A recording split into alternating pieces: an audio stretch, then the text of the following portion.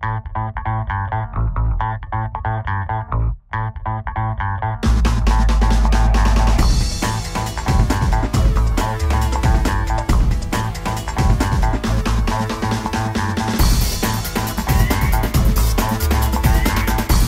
am verbally unspoken.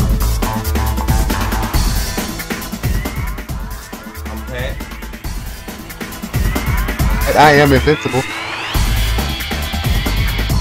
And this is Watu. Last night on the radio show, this is previously recorded. Last night on the radio show, we kind of went off topic and talked about technology a little bit. So tonight's topic, and this has to do with dating.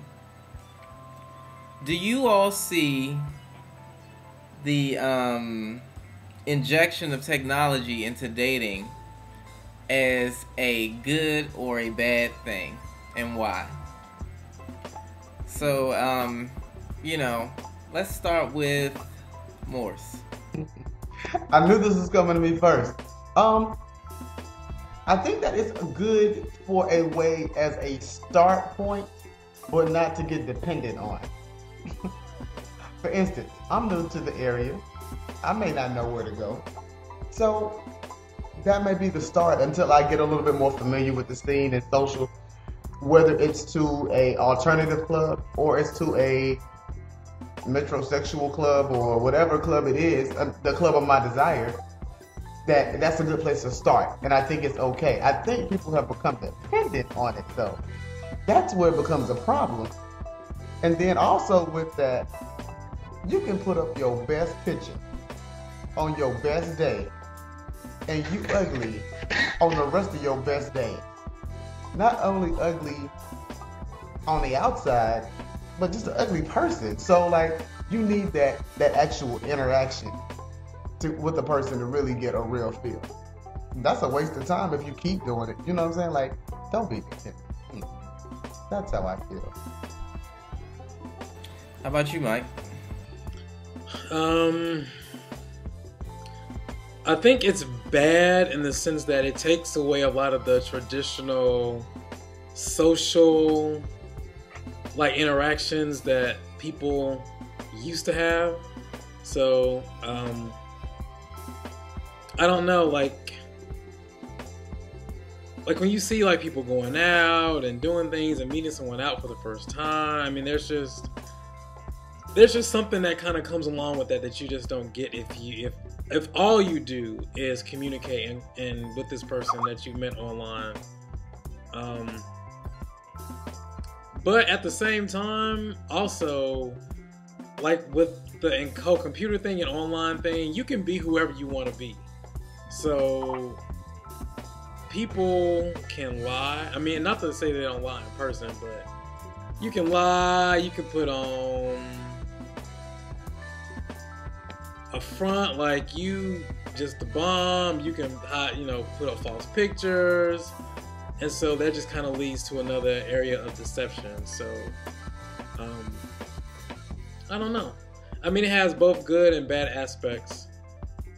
I guess the good thing is someone who normally may be a little bit more shy, or someone who, like you said, Morris, is new to a city, could not necessarily use it as to find someone to date, but just a social networking type thing. Just look for someone who could tell them where to go, what to do, what's happening in the neighborhood, things like that. Cool. How about you, Morris? I mean, Pat. I'm sorry. I guess it just depends on the person. If that's what floats your boat or whatever, then I'm all for it. I think. What floats your boat, Pat? Huh? What floats your boat? That is not what this topic is about, sir. That's what my question was about, though. Oh, okay then. Continue. I'm sorry. Okay, let me finish. Okay. Anyway, so I guess it's good if you know how to do it, and and if you know how to do it and not let it consume your life for the most part. I think the internet dating thing. What floats your boat? I think the internet dating thing comes comes bad when that person is already in a relationship, and then they use the internet as a method to cheat. So that's how I feel about it. Okay. Well.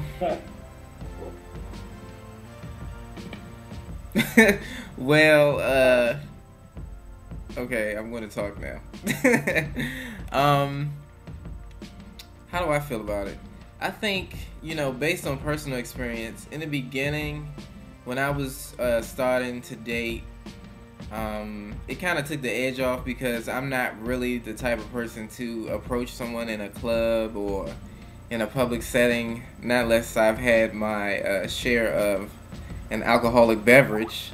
So I would use the sites pretty much to find dates and meet people and to make friends. But it kind of got to the point where I like Morris had said, became dependent on it, where I was checking it all day, checking it on my cell phone, checking it in between classes when I was in college.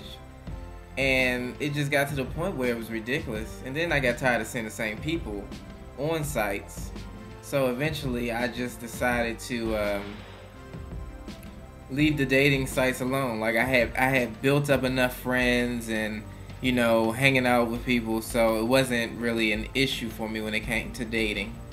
I think it is kind of sad because sometimes, a lot of times when you go out, you can tell when people are like on dates in restaurants, and you'll see like they're not really interacting with each other. They're like, both people are on their cell phones texting, and it's just crazy to me. So I mean, I'm not so much for it now because I got a little too wrapped up in it in the beginning, and I'm not ashamed to say it. So I also think, Watu, that you said a very important thing, and my producer just whispered in my ear not to get too close to the camera. I think something that you said is extremely important. You said, at this point in my life.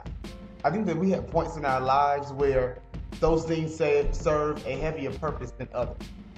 Now, if you in high school or college and you on this site and you really ain't got no way to get to places where you can meet people, that may be your only option. But again, don't become so dependent on it that you don't know how to become social and you lose a personality. And not just with this whole dating thing, but with the boom of communication over the internet, we have lost how to have a personality and how to enjoy one another when we're all together. Like you just mentioned it, not only on a date, like if we were all with our friends, a million people would be doing it, like sending text messages instead of talking to the people that they're with. Right. Join us on Blog Talk Radio at our new time on Wednesday at 8 p.m. See you there.